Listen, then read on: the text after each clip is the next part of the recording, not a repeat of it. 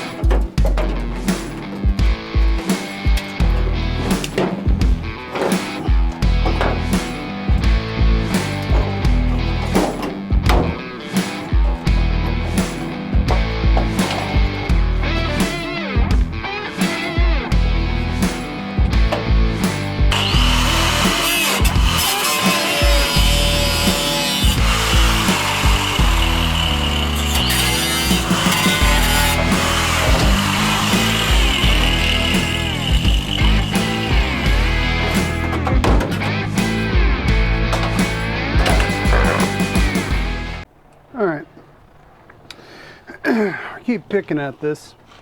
One of the tricks is there's substructures underneath the floor you got to watch out for. And unfortunately, when I cut out this big swath here, I cut one such structure here. It's not critical, or it's not that bad of a situation, because I can always go back and weld that set, unweld it, unspot weld it from the piece I cut out and put in a new piece, or put it welded back in, and then plug weld it back down. However, underneath here there's a box structure that is pretty important. Lots of stuff on it. So I cut kind of on closely to it, but without getting on it. Now, normally what you do is look for the pinch welds and then go into the drill and knock them out. But this is so pitted, it's hard to tell what's a pinch weld and what's a pit. So I'm gonna try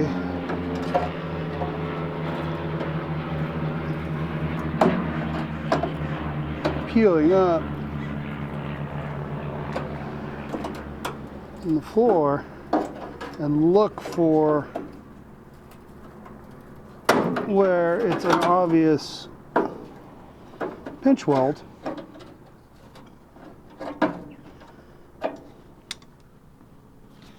Like right here. Or then we can either slit that, or we can get in there with the air chisel and pop it.